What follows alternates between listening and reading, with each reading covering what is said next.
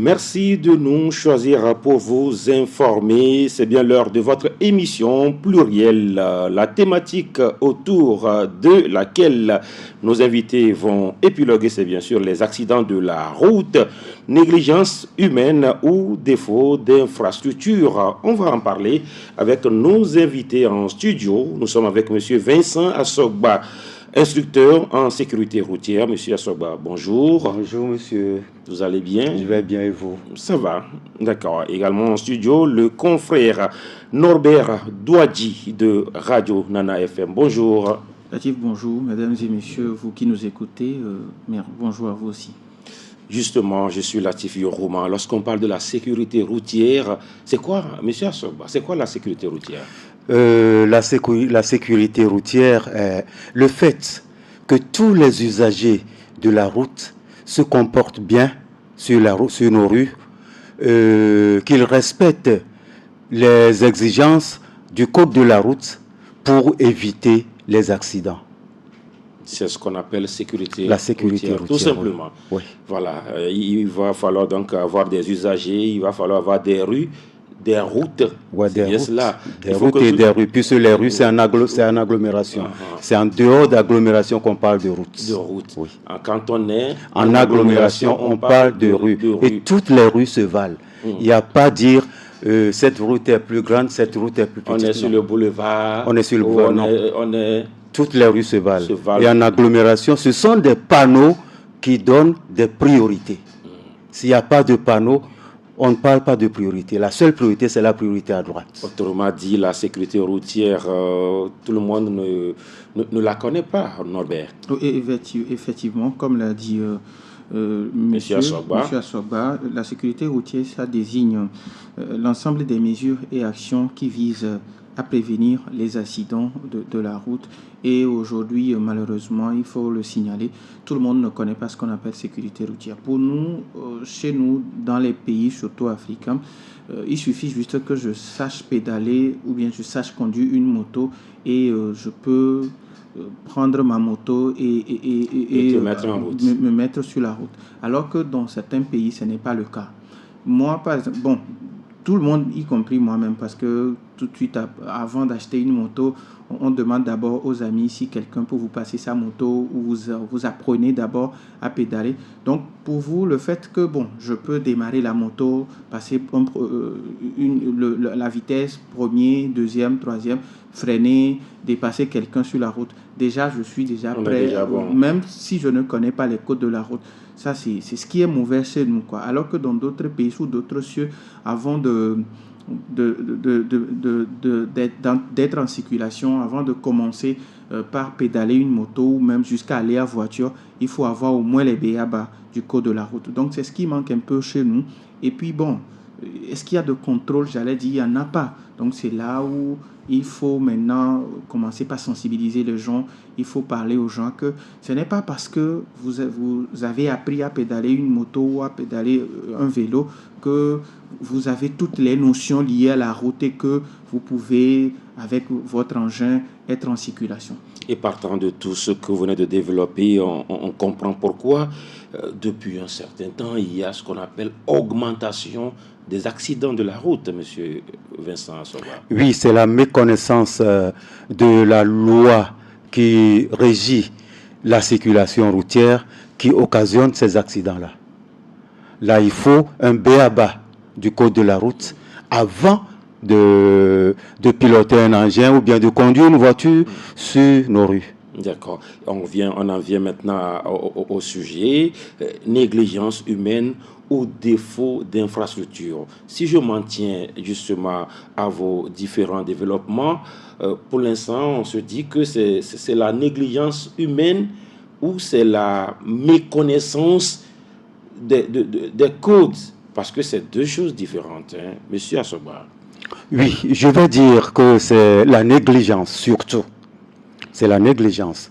Puisqu'on suppose que avant d'obtenir son permis de conduire, tu es passé par l'auto-école. Tu as suivi les cours, tu as passé un examen avant d'être détenteur du permis de conduire. Tu as ton permis et si tu ne respectes pas ce que tu as appris à l'auto-école, c'est alors la négligence. Justement. Vous pensez aussi que c'est de la négligence?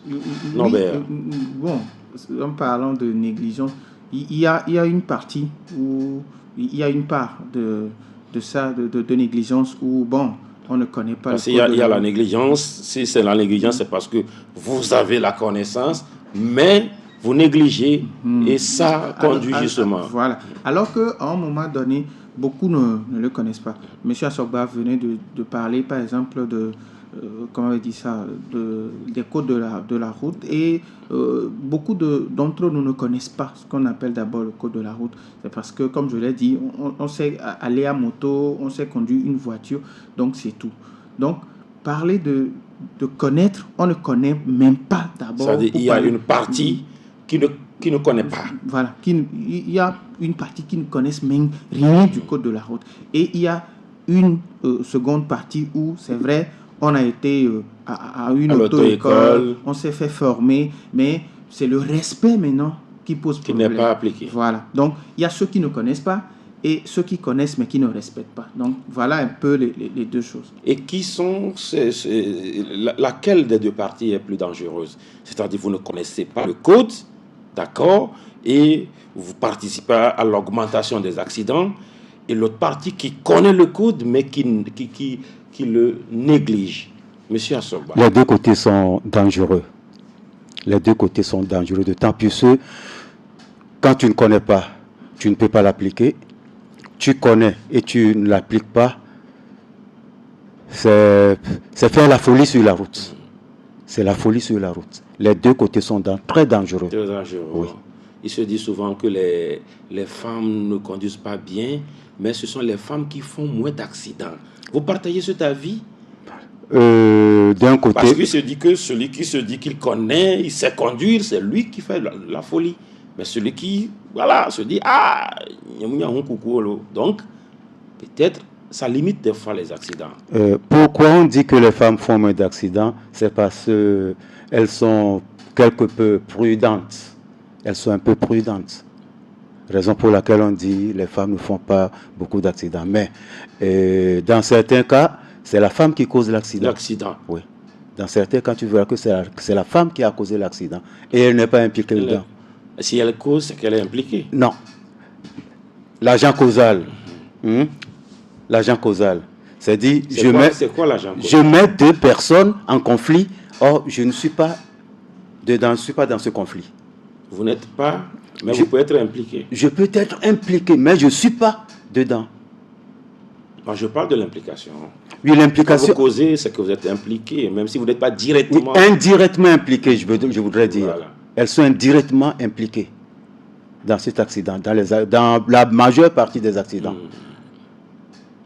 D'accord. Alors aujourd'hui, voilà, on parle de ce qui peut-être peut causer les accidents. On parle de la négligence humaine. On retient que cette partie est bien vérifiée. C'est parce que les gens ne maîtrisent pas le code de la route. Et comment faire pour justement éviter ces négligences-là? Qu'est-ce qu'il faut faire? Tout ce que je peux dire, c'est la sensibilisation. Il faut continuer la sensibilisation. À faire quoi? Sensibiliser les gens à faire quoi? À respecter le code de la route. Et la cause, la première dans les agglomérations, la cause des accidents, c'est l'excès de vitesse. C'est l'excès de vitesse. Est-ce qu'en agglomération, on peut aller à un excès de vitesse parce qu'on sait qu'il y a ce qu'on appelle l'embouteillage? Oui, il y a ce qu'on appelle l'embouteillage. En agglomération, la vitesse est limitée à 50 km/h, conventionnellement. Mais vous voyez sur nos rues, les gens vont même jusqu'à 120. C'est une infraction que nous devons dire aux gens de ne plus faire, de cesser. Et bien, à Blogame, vous pouvez rouler à 120? À Blogame. Même à Agogne, vous pouvez rouler à 120? Sur le boulevard Eyadema, vous voyez ce qui se passe. Sur le boulevard de la Victoire, vous voyez ce qui se passe. Sur le boulevard du Mono, vous voyez ce qui se passe. C'est des excès de vitesse.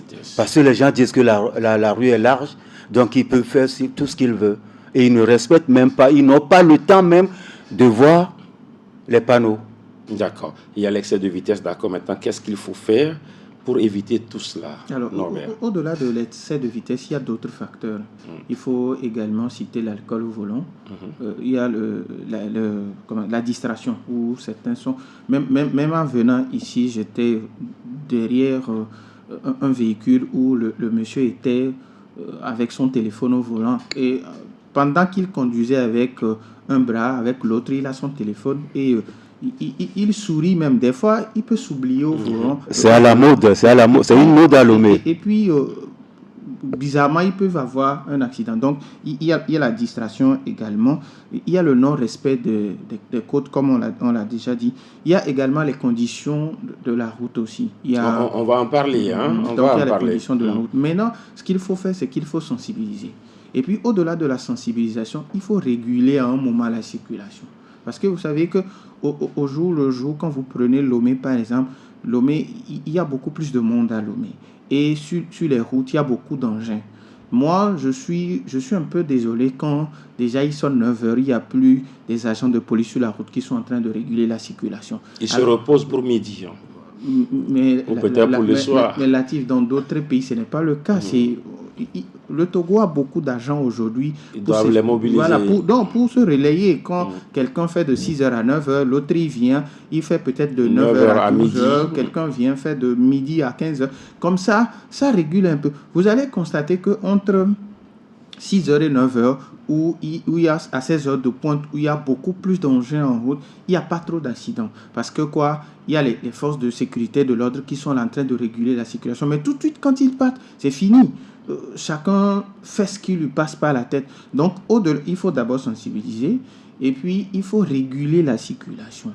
Il y a mon père qui a l'habitude de dire, si lui, il était vendeur d'engins, par exemple, les sociétés qui commercialisent les motos, avant de venir acheter une moto chez lui, tu dois d'abord présenter ton permis de conduire. Donc, si tu n'as pas ça là, il ne te vend pas la moto. Il sait que d'autres viendront acheter. Donc, si on peut le faire, d'abord, il faut diminuer le prix des permis de conduire, sensibiliser les gens à le faire en masse. Aujourd'hui, il y a les communes. Si les communes peuvent s'impliquer pour qu'on puisse aider les gens, ce serait bien. Donc, comme ça, on exige à tout le monde, d'abord, avant d'avoir une moto, un engin, il faut que tu d'abord présentes ton permis de conduire qui atteste que voilà, tu connais au moins les b.a.-ba de la route. C'est vrai que ce qu'on apprend sur le papier, ça ne nous conduit pas tout le long de notre vie.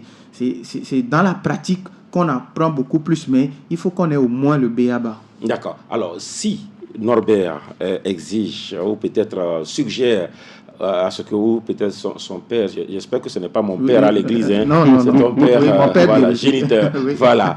Alors, est-ce qu'on peut aussi dire que, voilà, avant d'acheter une voiture, il va falloir avoir le permis avant de l'acheter? Normalement, oui. Tu peux acheter ta voiture si tu es détenteur d'un permis. Soit tu prends un chauffeur. Tu n'as pas de permis, tu ne conduis pas ta voiture. C'est une infraction. C'est deux choses différentes. Tu n'as pas de permis, tu ne conduis pas ta voiture. Oui. Mais est-ce qu'on peut demander à quelqu'un qui a son argent d'aller à Sika pour acheter sa voiture? On lui demande s'il doit avoir le permis d'abord.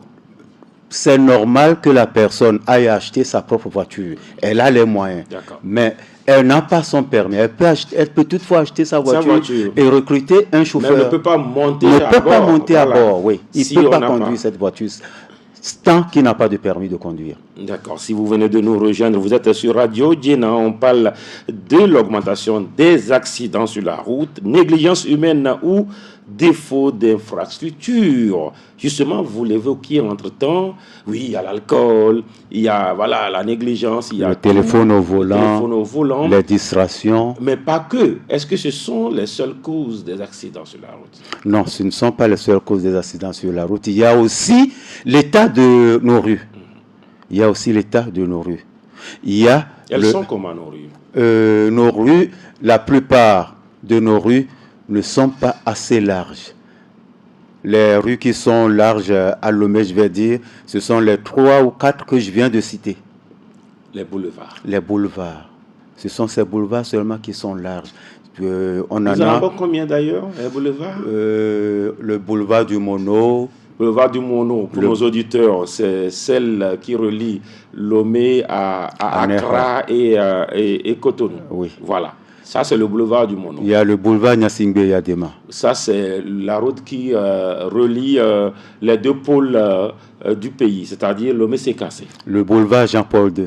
Jean-Paul II, c'est celui qui va de Kégué à... Jean-Paul II à Kégué. Oui, à Kégué. Voilà. Le boulevard de la Victoire. Là, je suis planté. C'est le boulevard qui quitte Togbato au niveau de T-Oil jusqu'à Palimé. D'accord. C'est un boulevard. C'est un boulevard. Et pourtant, il s'arrête au niveau de Ngwepe. Ngwepe, oui. Voilà. Il s'arrête au niveau de Ngwepe. Voilà. Ouais. Mais par endroit, est-ce que cette route-là a 2 voies? Oui, je crois. Oui. Maintenant, oui. Même 3. Même 3. Oui. 3 à partir de Todman. Ouais. Oui, c'est à 3 voies. Voilà. Aller 3 voies retour. D'accord. Ouais. Alors, il y a un autre boulevard. Le boulevard. Le boulevard Oufouet-Boigny. C'est où? Oui. Il y a aussi le boulevard Malfa-Kassa. Oui, il y a Difa-Kota. Il y a un petit boulevard avec pavé que vous oubliez. Boulevard de la Cara. Boulevard de la Cara, oui. Voilà. Bonsimé. Voilà. Bonsimé 3K. C'est un boulevard. Oui. Même si c'est peut-être trop exagéré, mais ça, quand même, c'est un boulevard. Et il y a aussi notre contournement. Oui. Et le contournement, on va l'appeler comment? C'est un boulevard ou bien c'est une autoroute? C'est un boulevard. Le Togo a-t-il d'autoroute ou Non, à ma connaissance, le Togo n'a pas d'autoroute. Pas encore. C'est un projet. Aucune autoroute. Aucune pour le moment. C'est un projet. Alors, toutes les rues que vous venez de citer ne sont-elles pas suffisantes pour réduire les accidents? Je vais dire qu'elles ne sont pas suffisantes. D'autant plus le parc automobile du Togo augmente de jour en jour. Au jour le jour. Par jour, au transport routier, si tu vas pour les immatriculations, tu vas seulement suivre, tu verras le nombre de voitures et le nombre de motos immatriculées par jour. Presque 100. Par jour. Presque 100 par jour. Tous les jours que Dieu fait. Oui, tous les jours que Dieu fait. Même plus des fois. Les motos, les voitures. C'est le minimum, ça, 100. Wow. Là, nos rues. Augmentation rapide, on va dire, en tout cas, des parcs, comme on le dit. Parc automobile. Mais la situation des infrastructures est bien statique, Norbert. Oui. Alors, quand vous prenez d'abord même la conception des routes, vous prenez la qualité de la signalisation aujourd'hui, l'aménagement des voies piétons et puis des zones dangereuses d'influence qui influencent directement la sécurité routière. Donc, il y a de ces facteurs également. Et puis, il y a d'autres choses qu'il faut...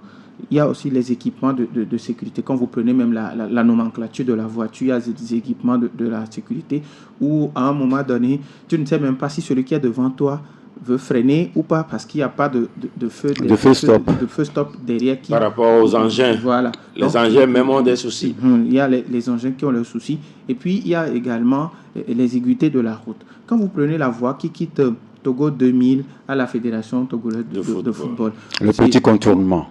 Voilà, oui, le petit contournement. C'est un contournement.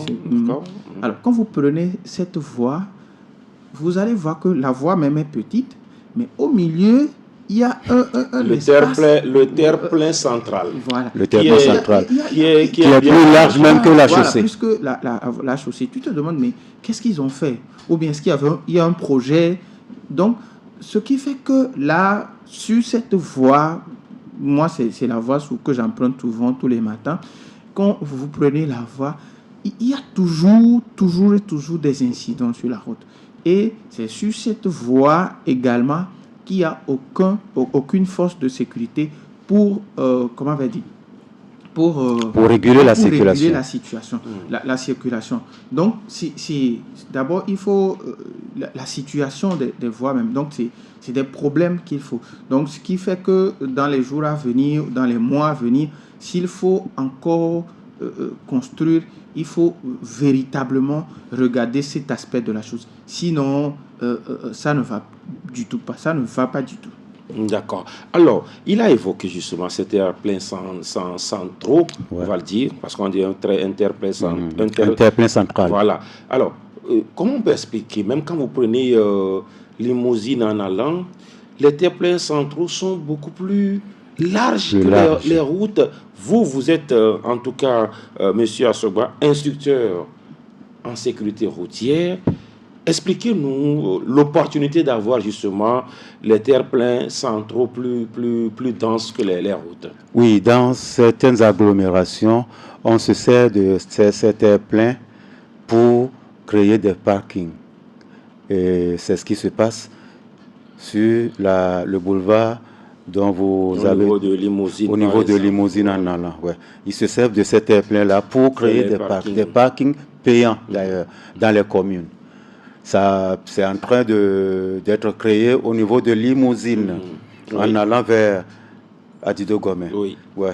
Ils ont tout aménagé, mais pour le moment, il semble que ce n'est pas opérationnel. Ouais, c'est pour créer des parkings, pour éviter à ce que les usagers stationnent au bord des rues pour encombrer la circulation. Mais quand vous prenez la route Togo 2000, il en faisait cas. Mais là-bas, c'est exagéré. Les routes sont très, très étroites. Alors qu'on a les terre-pleins centraux qui sont là. Là aussi, c'est pour peut-être créer les parkings. Oui, peut-être nos dirigeants ont un projet. Peut-être ils ont un projet d'élargissement de la rue. Au futur, peut-être. Ouais. Puisque tout le monde sait que la rue, là, est très exiguë. Justement, et nos rues, on l'a dit, est-ce que le Togo a des routes, monsieur Assogba? Oui, nous parlons de routes en dehors d'agglomération. Est-ce que le Togo a des rues? Nous avons des rues, nous avons des routes. D'accord. Mais pourquoi il y a autant d'accidents alors? Parce qu'on l'a dit, parce que au-delà de tout ce que vous avez cité, l'autre aspect qui dérange, c'est bien sûr le défaut de route, les insuffisances de route, de rues, tout ce que vous voulez. Oui, en dehors de ça aussi, nous allons évoquer le cas des signalisations, des panneaux. Le cas des panneaux. Et tout ça, ça fait partie de la route. Ça fait partie de la route. Puisque une route doit être matérialisée. Les panneaux, les signalisations horizontales, les marquages au sol, les signalisations verticales, les panneaux, les signalisations lumineuses. Vous n'êtes pas sans savoir que nos feux tricolores, la plupart ne fonctionnent plus. Et aux heures de pointe, c'est la catastrophe. Tout cela fait que le nombre des accidents vont toujours augmenter.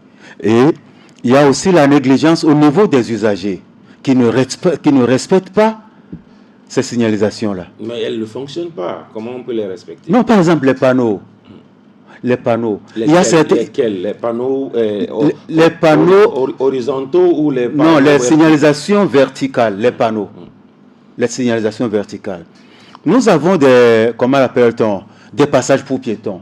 Avant le passage pour piétons, il y a toujours un panneau. Il y a toujours un panneau. Vous allez voir le passage pour piétons, les gens sont encore à vive allure. Ils sont encore à vive allure. Et si le piéton arrive à s'échapper, c'est des injures. Normalement, les panneaux, les signalisations sont à respecter. C'est le langage de la route. La route nous parle au jour le jour. Et c'est parce que nous ne comprenons pas le langage de la route, ou bien nous ne mettons pas en pratique le langage de la route, que la route continue par nous tuer. Lorsque vous avez parlé de sensibilisation, Norbert, il y a justement ces panneaux qui signalent, en tout cas, les passages pour piétons. C'est ça aussi, vous appelez les passages cloutés, c'est oui, ça? Oui. D'accord. Alors, il y a des panneaux verticaux, mais des fois... Des signalisations verticales. Ouais. Mais des fois, parce que la signalisation verticale précède la signalisation horizontale. Mais des fois, vous avez la signalisation verticale, mais la signalisation horizontale, les marquages ne sont pas là. Et ça fait aussi, ça c'est le premier défaut. L'autre défaut, vous allez voir un piéton qui va se positionner à un endroit où il n'est pas du tout marqué ni l'horizontal ni le vertical. Alors finalement... Le problème, c'est qu'il faut que le piéton arrive à comprendre d'abord ce qui est écrit sur le panneau. Merci. ou que l'usager aussi, celui qui est le propriétaire de l'engin, que lui aussi comprenne d'abord, ou bien sache lire d'abord le panneau pour comprendre. Parce que vous l'avez si bien dit, vous voyez un piéton qui traverse la route où on ne doit pas. Non. Alors que devant lui, il y a un passage piéton qui est là. Il y a le panneau. Donc là, il peut s'arrêter devant le panneau et celui qui arrive à moto ou à voiture comprend en même temps que celui-ci veut traverser la route. Mais quand on est n'importe où, bon, peut-être que l'usager lui croit que bon, c'est un client, surtout pour les émigrants et les taximens. Les taximens. Donc on croit que c'est un client. Mais quand tu es derrière le panneau, ce qui veut dire que celui qui arrive, il lit le panneau. Donc il faut d'abord comprendre, savoir lire les panneaux d'abord et que les signalisations, les lignes sur la route, que ces lignes-là soient visibles pour qu'on puisse comprendre. Il y a des routes sur lesquelles il y a pratiquement plus de marques peintes, voilà, sur la route. Ce qui fait que, bon, tout le monde va comme ça lui semble. Donc, il faut chaque fois prendre soin de renouveler ces genres d'infrastructures, que ces panneaux soient visibles. Parce qu'il y a des fois même, moi quand vous prenez le boulevard Malfa Kassa, le boulevard qui... C'est où déjà, vous ne l'avez pas bien situé géographiquement. Qui quitte le fin pavé à Dakar, mais pour arriver au marché de B. Ok. Alors, sur la voie... C'est un quartier que je ne maîtrise pas bien. En passant par Bekota. Voilà, c'est chez moi. Donc, je vois. Alors, c'est... À cause des accidents, le fait que la voie a été aménagée il y a quelques moments, il n'y a plus pratiquement de signalisation, qu'elle soit verticale ou horizontale, il n'y en a pas. Et ce qui fait que je ne sais pas avec quelle matière on trace les lignes ou bien les signalisations sur la voie. 2-3 semaines après, ça disparaît. Tout disparaît. Et même sur les... Comment on va dire? Les bordures. Les bordures, rien n'est lisible. Les trottoirs, que ce soit la chaussée, il n'y a plus de démarcation. On se demande qu'est-ce qui ne va pas. C'est avec quoi on trace ces lignes et qu'à un moment donné, les lignes ne sont plus là. Donc, les responsabilités sont partagées. Il faut que chacun à son niveau. Au début, on se croirait, on se disait, bon, quand il y aura les mairies, les choses vont changer. C'est vrai, il y a les mairies ont leurs difficultés, elles font ce qu'elles peuvent. Mais quand vous prenez ces choses terre à terre dont on fait cas et que ces choses ne sont pas là, on se pose beaucoup plus de questions. On se dit qu'au moins les mairies devaient se challenger et aujourd'hui, voilà, au moins il y a l'exemple de telle mairie. Mais là, il n'y a pas grand-chose à signaler. Il y a ce qu'on appelle aussi les routes intervilles. C'est quoi une route interville, monsieur Vincent Assoba? Quand je vais parler terre à terre, on dit interville. Une route qui relie une ville à une autre. C'est ce qu'on appelle communément chez nous, dans beaucoup de pays, les routes au Togo, les routes nationales. La nationale numéro 1, numéro 2, numéro 3, jusqu'au numéro 5, ainsi de suite. Je sais que Palimé, c'est numéro 3. Numéro 3. Ouais. Numéro 2, c'est Anflao, Anehor. Ouais. Numéro 1, c'est la rue. Et puis, je crois que c'est tout. Hein? Non, il y a numéro 4. Numéro 4, il semble c'est Anehor jusqu'à Tchévier. Et numéro 5, c'est la rue de Vaughan. Ce sont pas des... est-ce que ce n'est pas abusif? C'est des dénominations. Oui. C'est des dénominations. Pour aussi donner de l'importance à l'infrastructure routière. Trop petite que le Togo a aujourd'hui. Hein. On n'est pas un exemple en termes d'infrastructure. Non. Ce que moi je dis habituellement, les gens rient. Les gens rient. Quel que soit le temps que nous mettrons, un jour, nous arriverons à destination. Le Togo aussi arrivera à destination. En matière d'infrastructure routière, le Togo va évoluer aussi. Un jour. Un jour, ouais. Inch'Allah. Alors, on a parlé beaucoup d'agglomération et lorsqu'on parle justement de ces routes intervilles, c'est bien cela, les routes intervilles, apparemment c'est des routes tueuses aussi.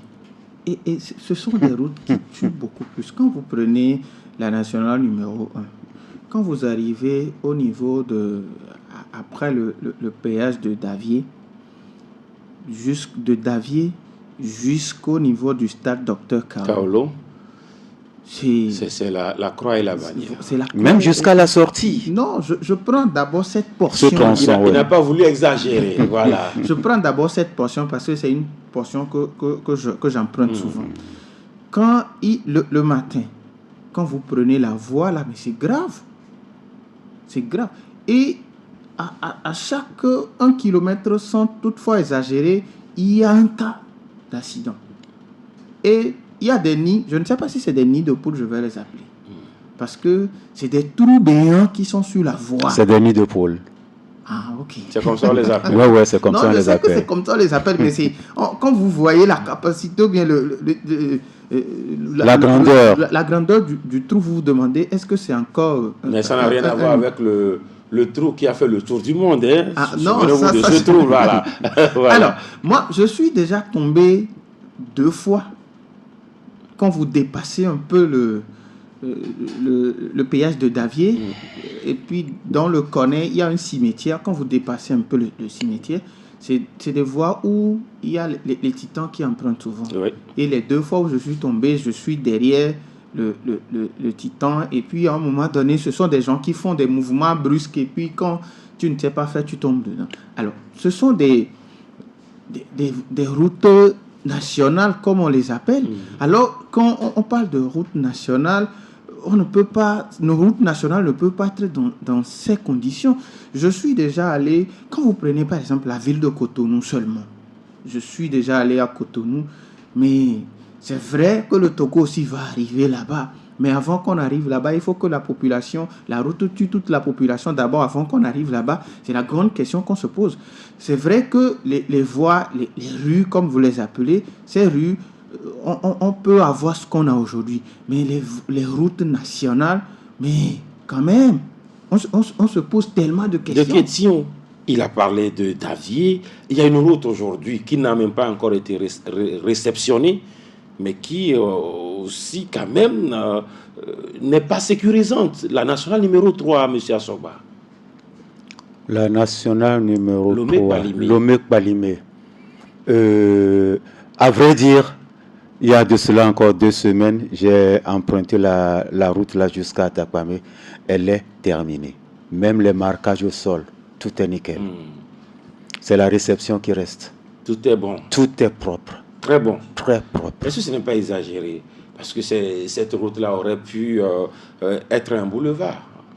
Oui, le boulevard s'est arrêté à Nouépé. Voilà. L'emprise de la route, existe. Oui, l'emprise de la route existe. Et à la longue, le boulevard va continuer. L'emprise de la route, elle existe. Et personne ne peut occuper cette emprise-là. C'est pour un projet futur. Est-ce que déjà le Togo ne peut pas se donner des moyens d'anticiper sur... parce qu'aujourd'hui, à travers cette route-là que vous qualifiez de très bien, vous allez voir comment Lomé s'est texan. Je ne vais pas inventer en tout cas un mot. Lomé évolue. L'extension. Voilà. Ouais, l'extension. Je vais faire court. Il y a eu de l'extension. Quand vous prenez à Képé, Nouépé, Lomé... C'est pratiquement Lomé. Hein. C'est pratiquement, ça suppose que c'est la ville ou bien c'est la route qui est donc la source du développement. Ouais. Alors, qu'est-ce qu'il faut faire? Vous avez situé les différentes responsabilités. Qu'est-ce qu'il faut faire?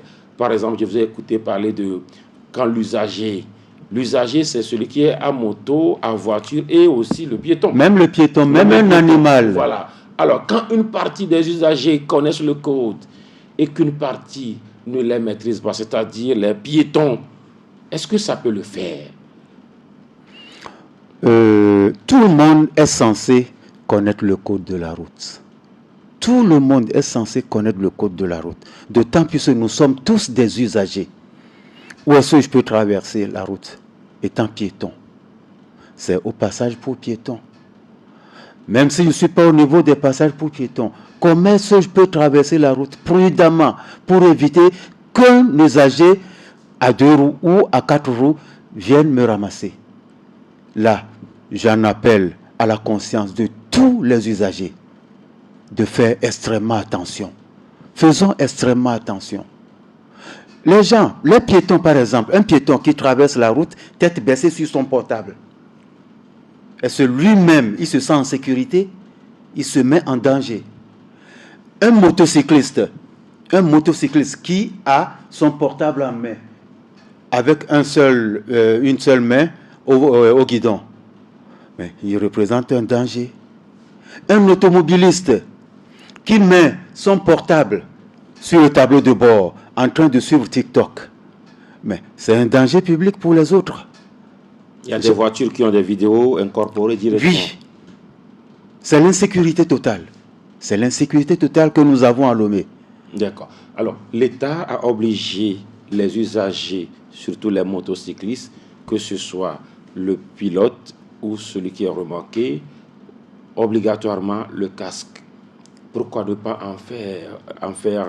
pourquoi ne pas faire la même chose pour peut-être le code de la route, obliger tous les Togolais, comme dans un autre pays où tout le monde a obligation à faire le service militaire, qu'on soit militaire ou pas. Pourquoi ne pas aller vers cela? Alors, moi, même avant d'arriver là, moi, je me rappelle quand j'étais au CP1, CP2, CE1 jusqu'au CM2, chaque jeudi, on nous amenait sur la route.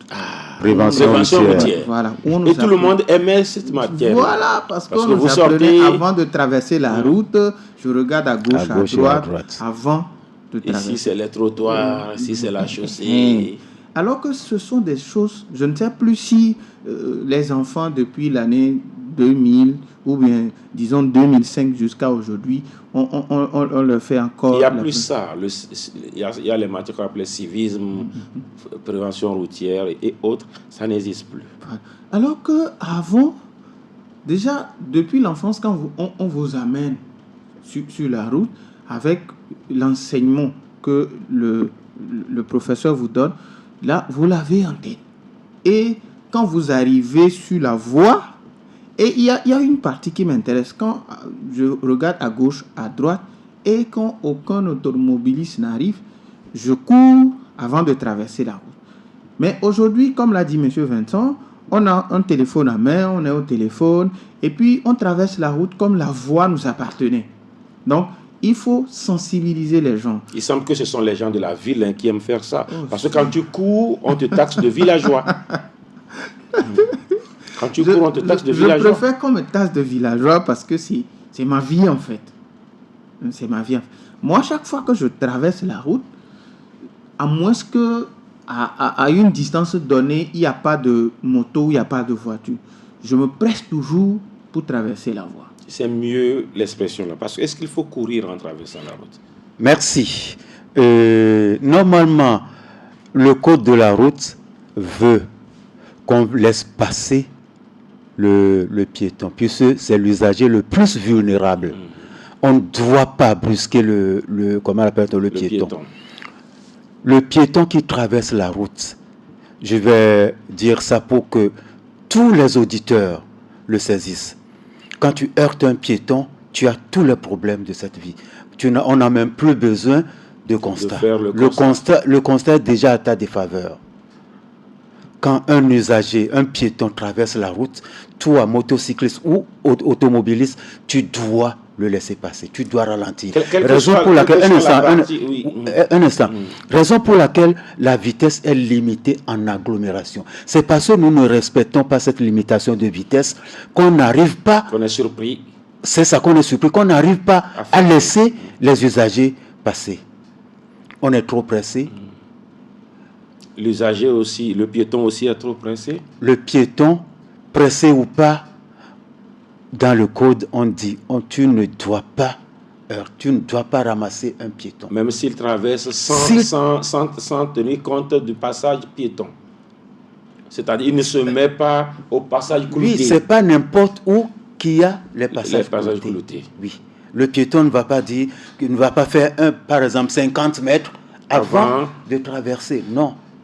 Il peut traverser, il sort de sa maison, il peut traverser. S'il n'y a pas un passage piéton. Bien sûr que lui aussi doit être prudent, mais nous, usagers, automobilistes et motocyclistes, nous devons faire extrêmement attention. Maintenant, ma question pointue.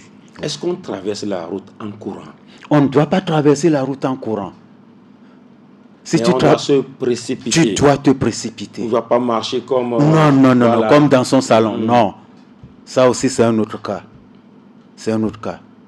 J'en appelle à tous les usagers de la route, automobilistes, cyclistes, motocyclistes, de faire attention, de respecter le code de la route. Mon enseignant de CE2, M. Essor, voilà, je me souviens qu'il m'a appris cela, quand on ne traverse pas la route en courant, parce que vous pouvez tomber en courant, mais on se précipite, on ne marche pas lentement, on doit se précipiter, mais ne pas courir en traversant la route. On n'a pas vu le temps passer. Alors, s'il y a des doléances ou des suggestions à l'État, qu'est-ce qu'il faut faire? On a encore 2 minutes. Moi, ce que je veux dire, c'est que nos agents de force et de sécurité soient présents, ces agents soient présents sur la route à chaque moment. En plein temps. En plein temps, pour qu'il n'y ait pas de violation. Moi, je suis... Qu'ils cessent de rester sous les arbres. Voilà. Je suis sidéré quand on est très éloigné du feu tricolore et c'est quand l'usager viole, qu'on l'arrête pour lui dire pourquoi tu as... Je veux que ces agents-là soient au niveau. Parce que, disons, le Togolais n'a peur que du corps habillé. Voilà. Le Togolais n'a peur que du corps habillé. Donc, que ces corps habillés soient présents au niveau des feux tricolores. Et aujourd'hui, ce que je veux demander, qu'on initie encore ces genres de formation à l'endroit surtout les jeunes conducteurs. Si on peut essayer aujourd'hui de les sensibiliser à chaque moment, ce serait bien. Alors, ramener nos cours de prévention routière qu'on a délaissés, ramener ces cours-là dans les écoles primaires, parce que beaucoup de choses, tout ce que nous apprenons au primaire, il y a beaucoup qui nous suivent toute la vie. Donc, qu'on ramène ces cours-là, c'est mieux. Et aussi la sensibilisation. Moi, je vois des grandes sociétés pour vendre leurs produits, ils prennent de gros camions avec des baffles. On peut également sensibiliser les gens à travers ça. Que voilà. Et puis, moi-même, je suis d'accord qu'on puisse prendre les images choc. Souvent, quand vous allez au ministère de la Sécurité, on montre des images choc pour choquer la conscience des gens. On peut faire circuler ces images-là sur ces voitures-là pour que les gens comprennent ce que ça veut dire. Moi, j'ai déjà vu avec le docteur Kodom qui fait du bon travail, où on montre aux gens ce que l'accident est en train de faire aux autres. C'est beaucoup mieux. Monsieur Sogba, on a manqué peut-être de souligner un aspect, les surcharges sur les nationales. Ça aussi, c'est un cas que l'État doit revoir. On prend plusieurs personnes devant, au lieu d'une personne, on met 2. Le chauffeur a du mal même à placer ses vitesses. Et tout cela, c'est source d'accident. Oui, effectivement, c'est la source d'accident et ça ressort de la compétence des forces de l'ordre. Ça ressort de la compétence des forces de l'ordre. J'en appelle à leur conscience. Il ne faut pas qu'ils regardent seulement le côté fric. C'est quoi le côté argent? D'accord. Ouais. Il faut qu'ils sanctionnent. Mais l'État est nonchalant sur cet aspect. L'État est nonchalant. L'État est nonchalant. Ça cause les accidents. Nonchalant. Ça cause des accidents. Ça cause des accidents. Non seulement les passagers, mais les gros porteurs aussi. Et surtout, ce sont les gros porteurs, les surcharges qui font que nos rues se détériorent très vite. Puisque les rues sont conçues pour une charge. Quand la charge dépasse, elles sont obligées de céder aussi.